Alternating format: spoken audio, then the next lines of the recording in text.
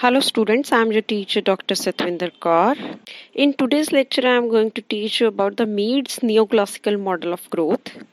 This model is given by Professor Mead, a neoclassical economist, in 1961 in the Theory of Economic Growth. This model is basically associated with the behavior of the economic system, that is the normal the normal simple economic system behave during the during the process of the economic growth. Basically ਇਸ model 'ਚ ਆਪਾਂ ਇਹ ਗੱਲ ਕਰਦੇ ਹਾਂ ਕਿ ਜਦੋਂ ਇਕੁਇਲਿਬਰੀਅਮ ਦੀ growth process ਚੱਲ ਰਹੀ ਹੁੰਦੀ ਹੈ ਤਾਂ ਇਕੋਨਮੀ ਦਾ ਕੀ behavior ਹੁੰਦਾ ਹੈ. So first of all, we will start with the assumptions of this model. As like the other assumptions of classical and neoclassical economists, सब तो पहली assumption है closed economy है, laissez-faire policy है, that means कि government की भी interference नहीं है in the activities of private sector.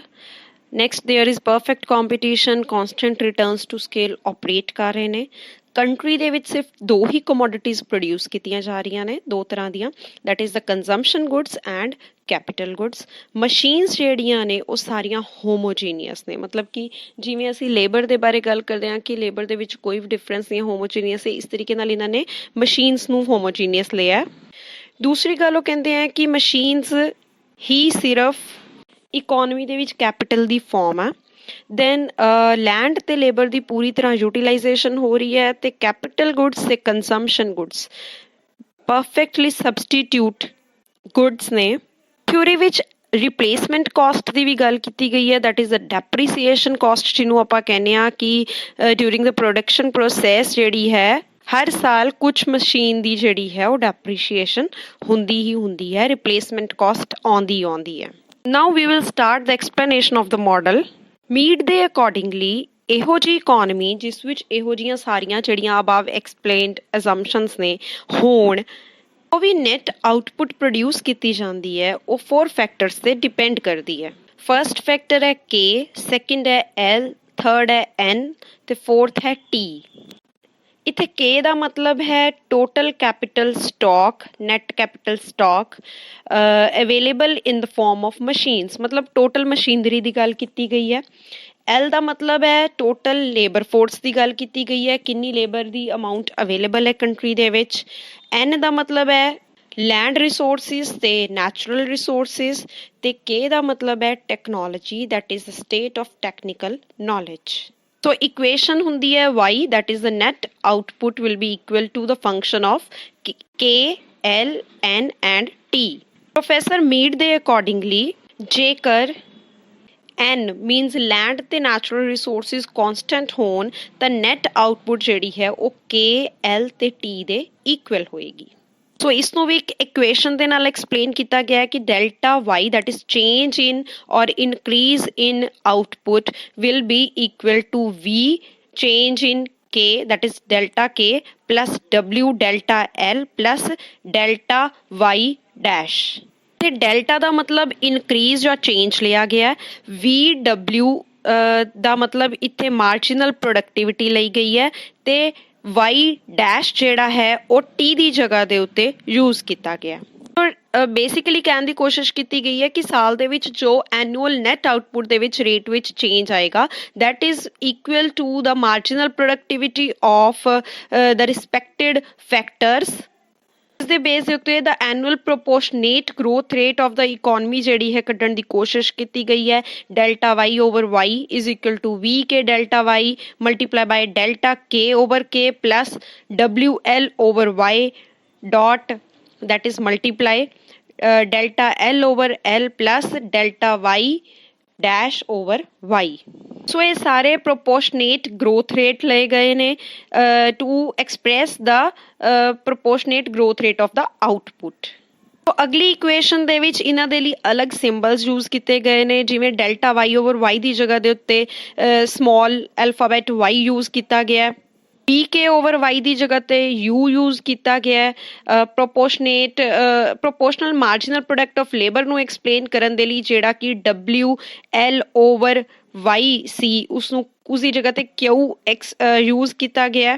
Normal ਜਿਹੜੇ ਪ੍ਰੋਪੋਰਸ਼ਨੇਟ ਗਰੋਥ ਰੇਟ ਸੀ ਉਹਨਾਂ ਦੇ ਲਈ ਸਮਾਲ K आई ते आर यूज़ किया गया। सारियां ਜਿਹੜੀਆਂ ਨੇ ਇਕੁਏਸ਼ਨਸ ਦੇ ਵਿੱਚ ਵੈਲਿਊਜ਼ ਫਿਲ ਕਰਨ ਤੋਂ ਬਾਅਦ ਫਾਈਨਲ ਇਕੁਏਸ਼ਨ ਆਉਂਦੀ ਹੈ y is equal to U K plus Q L plus R. So final equation ਦੱਸਦੀ ਹੈ ਕਿ that is Y the growth rate of output. ਇਹ ਸਮ ਟੋਟਲ ਹੈ ਤਿੰਨ ਗਰੋਥ ਰੇਟਸ ਦਾ ਫਰਦਰ। ਫਸਟ ਹੈ ਕੇ, ਸੈਕਿੰਡ ਹੈ ਯੂ, ਥਰਡ ਹੈ I N Q and R. ਇਸਨੂੰ ਐਕਸਪਲੇਨ ਕੀਤਾ ਗਿਆ ਕਿ ਕੇ ਨੂੰ ਯੂ ਨਾਲ ਮਲਟੀਪਲਾਈ ਕੀਤਾ ਗਿਆ, that is the stock of capital ਜਿਹੜਾ ਹੈ ਉਹ ਮਲਟੀਪਲਾਈ ਕੀਤਾ ਗਿਆ ਮਾਰਜਨਲ ਪ੍ਰੋਡਕਟ ਆਫ ਕੈਪੀਟਲ ਦੇ ਨਾਲ।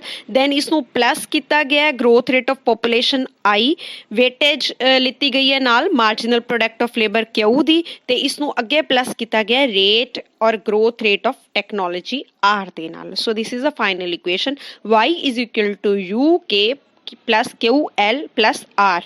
ਅੱਗੇ ਇੱਕ ਬਹੁਤ ਇੰਪੋਰਟੈਂਟ ਗੱਲ ਐਕਸਪਲੇਨ ਕੀਤੀ ਗਈ ਹੈ ਮੀਡ ਵੱਲੋਂ ਕਿ ਇੱਕ ਇੰਪੋਰਟੈਂਟ ਫੈਕਟਰ ਹੈ ਜਿਹੜਾ ਕਿ ਗਰੋਥ ਰੇਟ ਆਫ ਆਊਟਪੁੱਟ ਦੇ ਵਿੱਚ ਕੰਟਰੀਬਿਊਟ ਕਰਦਾ ਹੈ, that is the annual rate of capital accumulation in the economy. So Meade ਦੇ ਕਹਿਣ ਦੇ ਅਕੋਰਡਿੰਗਲੀ ਜਿੰਨਾ ਹੀ ਕੈਪੀਟਲ ਗਰੋਥ ਦਾ ਰੇਟ ਜਾਂ ਟੈਕਨੋਲੋਜੀ ਦਾ ਗਰੋਥ ਇਨਕਰੀਜ਼ ਹੋਏਗਾ, ਮਸ਼ੀਨਰੀ ਦਾ ਕੈਪੀਟਲ ਸਟਾਕ ਇਨਕਰੀਜ਼ ਹੋਏਗਾ ਇਕੋਨਮੀ ਦੇ ਵਿੱਚ, ਉਨੀ ਹੀ ਟੋਟਲ ਐਨੂਅਲ ਆਊਟਪੁੱਟ ਜਿਹੜੀ ਹੈ ਇਨਕਰੀਜ਼ ਹੋਏਗੀ। ਇਹ ਡਾਇਗਰਾਮ ਦੀ ਹੈਲਪ ਦੇ ਨਾਲ ਵੀ ਐਕਸਪਲੇਨ ਕਰਨ ਦੀ ਮੀਡ ਦੇ ਵੱਲੋਂ ਕੋਸ਼ਿਸ਼ ਕੀਤੀ ਗਈ ਹੈ। ਡਾਇਗਰਾਮ 'ਚ ਤੁਸੀਂ ਈਜ਼ੀਲੀ ਇਸ ਨੂੰ ਦੇਖ ਸਕਦੇ ਹੋ ਕਿ ਪੋਜ਼ਿਟਿਵ ਰਿਲੇਸ਼ਨਸ਼ਿਪ ਸ਼ੋ ਹੋ ਰਿਹਾ ਹੈ ਕਿ ਜਿਵੇਂ total stock of machinery increase ਹੋ ਰਹੀ ਹੈ, ਟੋਟਲ ਐਨੂਅਲ ਆਊਟਪੁੱਟ ਵੀ ਇਨਕਰੀਜ਼ ਹੋ ਰਹੀ ਹੈ, ਕਿਉਂਕਿ change in the production possibility curve F1 to F2 ਤੋਂ ਹੀ ਕਲੀਅਰਲੀ ਐਕਸਪਲੇਨ ਹੋ ਰਿਹਾ। ਇਸ ਤੋਂ ਬਾਅਦ ਥਿਊਰੀ ਦੇ ਵਿੱਚ ਦੋ ਕਨਸੈਪਟ ਲਏ ਗਏ ਨੇ। ਪਹਿਲਾ ਹੈ ਦਾ ਸਟੇਟ ਆਫ ਸਟੀਡੀ ਗਰੋਥ ਤੇ ਦੂਸਰਾ ਹੈ ਕ੍ਰਿਟੀਕਲ ਗਰੋਥ ਰੇਟ। ਪਹਿਲੇ ਆਪਾਂ ਦਾ ਸਟੇਟ ਆਫ ਸਟੀਡੀ ਗਰੋਥ ਨੂੰ ਐਕਸਪਲੇਨ ਕਰਨ ਦੀ ਕੋਸ਼ਿਸ਼ ਕਰਾਂਗੇ। The state of steady growth ਦਾ ਮਤਲਬ ਪ੍ਰੋਫੈਸਰ ਮੀਡ ਦੇ ਅਕੋਰਡਿੰਗਲੀ ਇੱਕ ਇਕੋਨਮੀ ਦੀ ਇਹੋ ਜਿਹੀ ਕੰਡੀਸ਼ਨ ਹੈ ਜਿਹਦੇ ਵਿੱਚ ਟੋਟਲ ਆਊਟਪੁੱਟ, ਜਿਹਨੂੰ ਇਨਕਮ ਵੀ ਬੋਲਦੇ ਨੇ, ਦਾ ਗਰੋਥ ਰੇਟ ਜਿਹੜਾ ਹੈ ਉਹ ਕੌਨਸਟੈਂਟ ਹੋ ਜਾਂਦਾ ਹੈ। ਜਦੋਂ ਆਊਟਪੁੱਟ ਦੀ ਗਰੋਥ ਰੇਟ ਕੌਨਸਟੈਂਟ ਹੋ ਜਾਂਦੀ ਹੈ, ਇਹਦੇ ਨਾਲ ਗਰੋਥ ਰੇਟ ਆਫ ਇਨਕਮ ਪਰ ਹੈਡ ਵੀ ਜਿਹੜਾ ਹੈ ਉਹ ਕੌਨਸਟੈਂਟ ਹੋ ਜਾਂਦਾ ਹੈ। ਸੋ ਇਸ ਨੂੰ ਆਪਾਂ ਸਟੀਡੀ ਗਰੋਥ ਦਾ ਨਾਮ ਬੋਲਦੇ ਹਾਂ।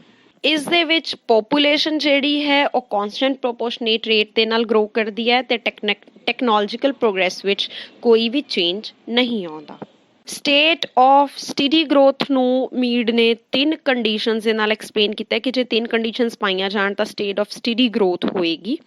ਪਹਿਲੀ ਕੰਡੀਸ਼ਨ ਦਾ all the elasticities of substitution between the various factors are equal to unity. ਜਿੰਨੀਆਂ ਵੀ ਸਬਸਟੀਟਿਊਸ਼ਨ ਦੀਆਂ ਇਲਾਸਟਿਸਿਟੀਜ਼ ਨੇ ਉਹ ਇਕੁਅਲ ਟੂ 1 ਨੇ, ਮਤਲਬ ਕਿ ਪਰਫੈਕਟਲੀ ਸਬਸਟੀਟਿਊਟ ਨੇ। ਦੂਸਰਾ ਹੈ ਟੈਕਨੋਲੋਜੀਕਲ ਪ੍ਰੋਗਰੈਸ ਜਿਹੜੀ ਹੈ ਨਿਊਟਰਲ ਹੈ towards all the factors of production, ਤੇ ਪ੍ਰੋਫਿਟ ਜਿੰਨਾ ਸੇਵ ਕੀਤਾ ਜਾ ਰਿਹਾ ਉਹਦਾ ਪ੍ਰਪੋਰਸ਼ਨ, ਵੇਜਿਸ ਜਿਹੜੇ ਸੇਵ ਕੀਤੇ ਜਾ ਰਹੇ ਨੇ ਉਹਦਾ ਪ੍ਰਪੋਰਸ਼ਨ, ਰੈਂਟ ਜਿਹੜਾ ਸੇਵ ਕੀਤਾ ਜਾ ਰਿਹਾ ਉਹਦਾ ਪ੍ਰਪੋਰਸ਼ਨ, ਸਭ ਕੁਝ ਕਾਂਸਟੈਂਟ ਹੈ। ਇਸ ਨੂੰ ਬੋਲਿਆ ਗਿਆ ਦਾ ਰੇਟ ਦਾ ਸਟੇਟ ਆਫ ਸਟੀਡੀ ਗਰੋਥ। ਦੂਸਰਾ ਲਿਆ ਗਿਆ ਮੀਡ ਦੇ ਅਕੋਰਡਿੰਗਲੀ ਕ੍ਰਿਟੀਕਲ ਗਰੋਥ ਰੇਟ। ਇੱਕ ਇਹੋ ਜਿਹੀ ਸਿਚੁਏਸ਼ਨ ਮੀਡ ਨੇ ਐਕਸਪਲੇਨ ਕਰਨ ਦੀ ਕੋਸ਼ਿਸ਼ ਕੀਤੀ ਜਾਂਦੀ ਗਈ ਹੈ ਕਿ ਜਿਸ ਦੇ ਵਿੱਚ growth rate of income equal ਹੋਵੇ growth rate of capital stock ਤੇ। ਜੇਕਰ ਕੈਪੀਟਲ ਸਟਾਕ ਦੇ ਇਸ ਤੋਂ ਵੱਧ ਹੋਏਗਾ ਜਾਂ ਘੱਟ ਹੋਏਗਾ ਤਾਂ ਉਹ ਕ੍ਰਿਟੀਕਲ ਗਰੋਥ ਰੇਟ ਤੋਂ ਇਕੋਨਮੀ ਨੂੰ ਦੂਰ ਵੱਲ ਲੈ ਕੇ ਜਾਏਗਾ। ਇਕੁਐਲਿਟੀ ਨਹੀਂ ਹੋਏਗੀ between the capital stock and the level of income. So with the above things, by explaining the model in such way, that is by giving the critical growth rate, steady growth and the relationship between the machinery, that is the capital stock, and annual output, and by giving various equations, Mead has explained his model in such way. Now we will go on the final stage of this model, that is the critical appraisal or critical evaluation of this model. ਕਿ ਇਸ ਦੇ ਵਿੱਚ model ਦੇ ਵਿੱਚ ਕਿਵੇਂ ਇਸ ਨੂੰ ਆਪਾਂ ਕਿਹਨਾਂ ਬੇਸਿਸ ਉੱਤੇ ਇਹਨੂੰ ਕ੍ਰਿਟਿਸਾਈਜ਼ ਕਰ ਸਕਦੇ ਹਾਂ। ਸੋ ਪਹਿਲੀ ਅਜ਼ੰਪਸ਼ਨ ਜਿਹੜੀ ਹੈ, ਆਪਾਂ ਸਭ ਤੋਂ ਪਹਿਲੇ ਕਿਸੇ ਵੀ ਮਾਡਲ ਨੂੰ ਐਕਸਪਲੇਨ ਕਰਨ ਵੇਲੇ ਅਸੀਂ ਇਸਦੀਆਂ ਅਜ਼ੰਪਸ਼ਨਸ ਨੂੰ ਚੈੱਕ ਕਰਦੇ ਹਾਂ, ਕੰਡੀਸ਼ਨਸ ਨੂੰ ਚੈੱਕ ਕਰਦੇ ਹਾਂ ਕਿ ਇਹ ਕਿੰਨੀਆਂ ਰੀਅਲ ਨੇ, ਕਿੰਨੀਆਂ ਫੇਕ ਨੇ।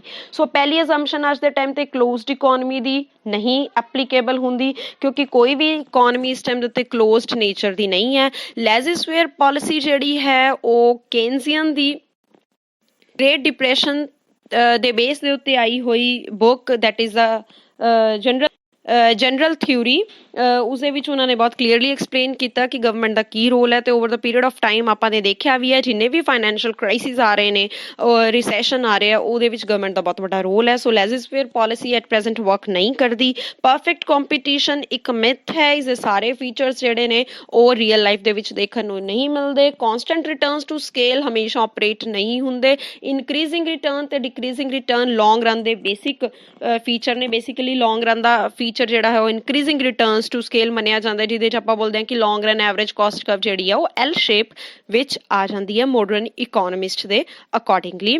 ਦੈਨ ਕੰਟਰੀ ਦੇ ਵਿੱਚ ਸਿਰਫ ਦੋ ਤਰ੍ਹਾਂ ਦੀਆਂ ਹੀ ਗੁਡਸ ਪ੍ਰੋਡਿਊਸ ਕੀਤੀਆਂ ਜਾ ਰਹੀਆਂ ਨੇ, consumption goods and capital goods. ਤੇ ਇਹ ਅਗਰ ਬਾਹਰੋਂ ਦੀ ਨਹੀਂ ਮੰਗਵਾਈਆਂ ਜਾ ਰਹੀਆਂ, ਆਪਾਂ ਉਹਨਾਂ ਬਾਰੇ ਵੀ ਕੋਈ ਗੱਲ ਨਹੀਂ ਕਰ ਰਹੇ, ਕਿਉਂਕਿ at present international trade open ਹੈ ਸਾਰਾ, ਤੇ ਸਪੈਸ਼ਲਾਈਜੇਸ਼ਨ ਬੇਸ ਦੇ ਉੱਤੇ ਐਬਸੋਲੂਟ ਕਾਸਟ ਐਡਵਾਂਟੇਜ ਤੇ ਕੰਪੈਰੇਟਿਵ ਕਾਸਟ ਐਡਵਾਂਟੇਜ ਦੇ ਨਾਲ ਅਸੀਂ ਐਕਸਪਲੇਨ ਕਰਦੇ ਹਾਂ ਕਿ ਕਿਵੇਂ ਇੰਟਰਨੈਸ਼ਨਲ ਟ੍ਰੇਡ ਦਾ ਮਾਰਕੀਟ ਦੇ ਵਿੱਚ ਹੈ ਕਿ ਲੇਬਰ ਅਬੰਡੈਂਟ ਕੰਟਰੀ ਤੇ ਕੈਪੀਟਲ ਅਬੰਡੈਂਟ ਕੰਟਰੀ ਦਾ ਐਮਫੇਸਾਈਜ਼ ਜਦੋਂ ਅਸੀਂ ਦੇਖਦੇ ਹਾਂ ਇੰਪੋਰਟੈਂਸ ਉਹਨਾਂ ਦੀ, ਤਾਂ ਕੰਟਰੀਜ਼ ਕਿਵੇਂ ਗੁਡਸ ਨੂੰ ਪ੍ਰੋਡਿਊਸ ਕਰਦੀਆਂ ਨੇ।